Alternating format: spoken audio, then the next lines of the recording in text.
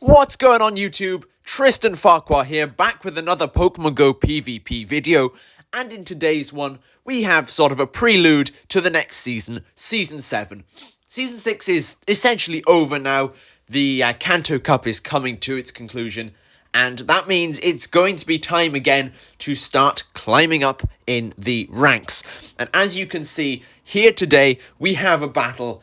It is indeed a Labyrinth Cup Silph tournament that I've taken part in. If you want to know the end result, I came exactly mid-table, 7 out of the 14 competitors, which wasn't too bad for my first one ever. I've selected one match just to show you guys today, and here we go. I know this isn't the Go Battle League content that I'm normally putting out, but it will be back next week, I will assure you, so come back next week to get some more. Anyway, essentially what the Vortex, that's the next one, the Labyrinth Cup is, it's Great League without the top meta Pokemon, such as Azumarill, Stunfisk, Scrafty, so on and so forth. In existence, they're all banned. We start off here with an ALOLAN Ninetales versus ALOLAN Ninetales. However, the difference being, mine is running Charm, and our opponent's here is running Powder Snow. Charm is going to win this matchup due to it being neutral damage and quite hefty neutral damage, while the Powder Snow is not very effective in this scenario, despite charging up energy faster. And there we go. We take down the Ninetales. If you guys didn't know, Silph battles are done as a best of 3, and you play the third game no matter what happens. I didn't know that, because as I say, this is my first tournament today, and that was the case. This Stunfisk in Team Preview was extremely worrying to me. My team consisted of things with Melmetal involved in the squad as a decent steel type, and it also consisted of Toxicroak, so certainly this Stunfisk was putting an absolute end to me as far as I was aware. Yeah, my Melmetal's in the team, but Whiscash here is going to be able to come in and deal some damage. We don't know what's come in here.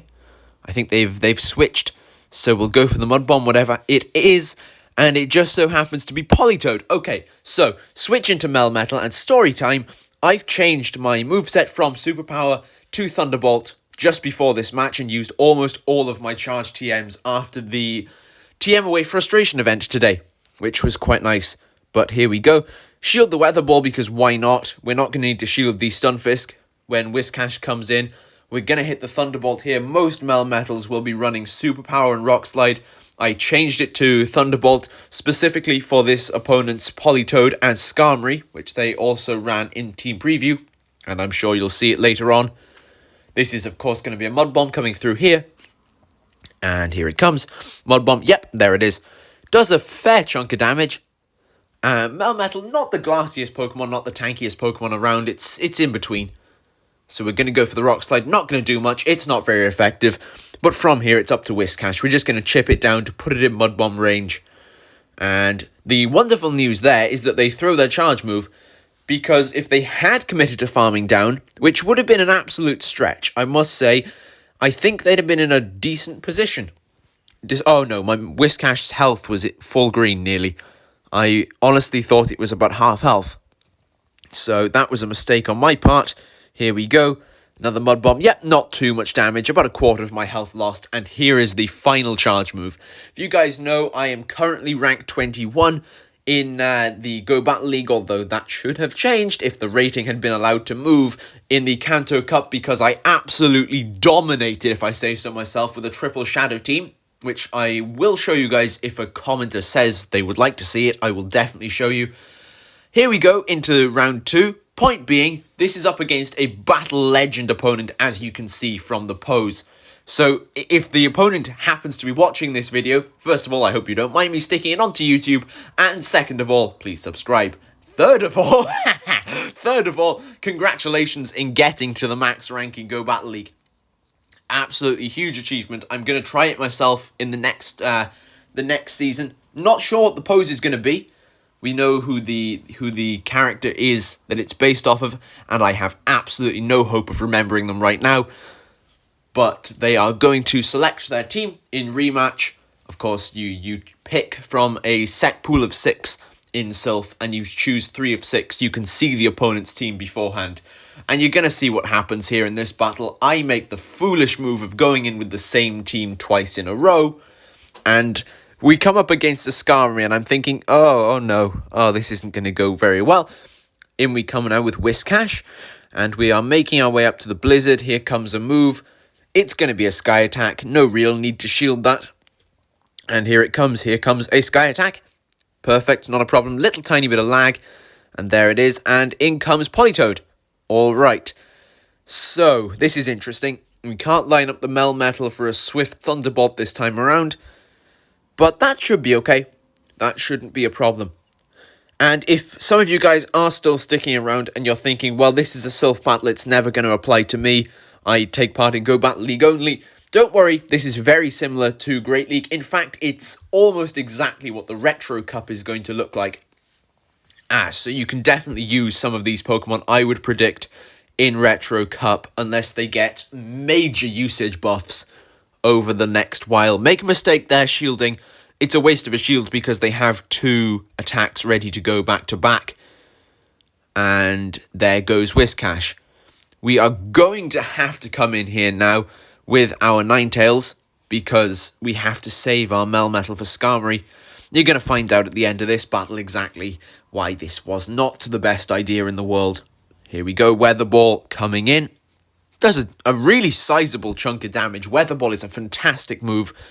They still have 2 shields, which is slightly concerning. When they bring in the Skarmory, we come in with Melmetal immediately. And there's the Stunfisk. You already know this is over. There's absolutely no way to win. And I know I say that sometimes when we're just about to pull a crazy comeback. That's not going to happen here, I must say. There's absolutely no way we can deal with the Stunfisk. Absolutely not. You can see the minute damage. The only chance we'd really have would be if they used both of their shields, which isn't going to happen. As you can see, Rock Slide comes through. They don't use their shield, and that's essentially GG. If they had used both of their shields back to back there, because I do believe we survive a Mud Bomb from this range, and if I remember rightly, they undercharge here. Yes, I do believe that was undercharged. Oh no, it wouldn't be. It wouldn't be undercharged from that range. Yeah, Melmetal is not as glassy as I do believe it to be. Every time I come up against Melmetal, in Great League in particular, I think, oh, that's a Master League Pokemon, that's going to be glassy. It's not. It's not the most glassy Pokemon in the world. And here we go. We go through the extra charm. It's not going to matter. We go for Weather Ball. And the reason I'm saying if they had used both their shields, we could have gotten this through, taken out the Stunfisk, and had a decent shot if we'd farmed the Stunfisk more of getting to another Weather Ball against the Skarmory and trying to do something from there. Absolutely, this is going to go down to the 3rd game. End of story, really. We are in red health, and here is the last move. Not even going to bother shielding because there's no hope here. Absolutely not. We are going to go for the next one, and the last battle of the video. So this is what it comes down to. Can I defeat a battle legend in Great League? Labyrinth Cup, or as Niantic would call it at this stage, Retro Cup, as it's going to be very similar. Here we go. We are going to select a team here for this last game. I'm thinking it through. As you can see, there's my Labyrinth squad of 6. There it is. 3 of those 6 Pokemon I'm going to take into battle with me against a battle legend to try and win. For only the 2nd time so far in this tournament, I won 2 games out of my 4. Let's see what I can do against this last one. Honestly, I'm not expecting much. I very rarely can beat a battle legend. Go Battle League, yes, it's definitely doable. For all of you underdogs out there who are thinking about climbing to Battle Legend yourselves in the next rank, which is rank 24 next season, it's doable, okay? It is definitely doable. Just look up the meta and invest in solid meta and use one team the whole way. If it doesn't work, change. That's my suggestion to you. Anyway, on with the battle. We're going to get hit by a Weather Ball. We're using Obstagoon, and we've come with ALOLAN, Ninetales, and Whiscash also. Night Slash, hope for the boost. It would be fantastic to get from here. Go for the Night Slash. Another sizable chunk of damage. And they enter yellow health first, which is always a good sign. And we get to a second Night Slash. Prediction here is that we draw a shield. Absolutely, a shield should come our way here because otherwise they're going to go critically low. Yep, there's the shield. And we're going to keep going with counter. The fast move of Obstagoon before here comes a Weather Ball. We know we can tank one more, but I do believe the sensible option here is to shield, and we do. Because they have two almost back-to-back. Yep, they are back-to-back. Here comes another one. We're not going to invest the shield here because I don't personally think it would have been worthwhile. We're going to see what we can do to finish off this Politoed. We're going to go for the Night Slash, so we either get shield advantage here or switch advantage. And what's it going to be? It's going to be shield advantage. And no boost from the Obstagoon, which means that when they get to the Weather Ball, we are going to leave it go. We're not going to risk it because I do believe they have a little bit extra energy at this point in the fight. Yep, there it is. Weather Ball. There's number one. And we are going to make our little way in here as the timer ticks down to 1 second with Whiscash. And we're going to farm as much as we can. There's the second Weather Ball that I sort of knew was coming, which is why I didn't shield the Obstagoon. It would have been a waste. That Weather Ball does a sizable amount of damage. And we're just going to farm down the Politoed, get a fair bit of energy. I know they're going to be using Skarmory, and that was my plan here. Lure it in. They can't use their Stunfisk, and I can't remember what else they actually used. Oh, Sableye. Yes, they had a Sableye on their team, and they had a Vigoroth. So it was either going to be a case of we'd lure in the Skarmory or the Vigoroth. Realistically, maybe the Sableye would have been the call in case we had ALOLAN Ninetales. Of course, they've seen that it was ALOLAN Ninetales. After the battle, they said they weren't expecting Charm, which is exactly what I wanted. I've tried to do anything unorthodox to win there. And as this lovely battle is getting underway, I would just like to say thank you to you guys who've watched the remainder of the video, the whole thing so far. If you wouldn't mind just hitting that subscribe button because we're well on our way now. Hopefully to get to 100 by the end of maybe April. I'm going to set that goal. The Stunfisk comes in, which means at this stage we've pretty much won it.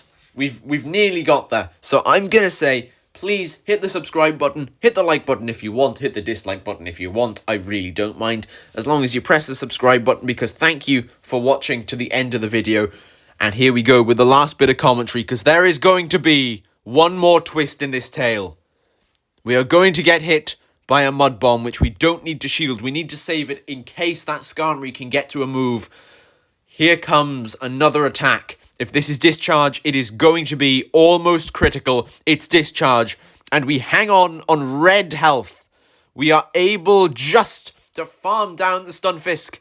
And we will get to the Weather Ball immediately. No move from the Skarmory. So we take it with the smallest bit of health remaining. Thank you for watching the video, guys. Thank you and GG to the battle legend we faced, Tristan Farquhar out.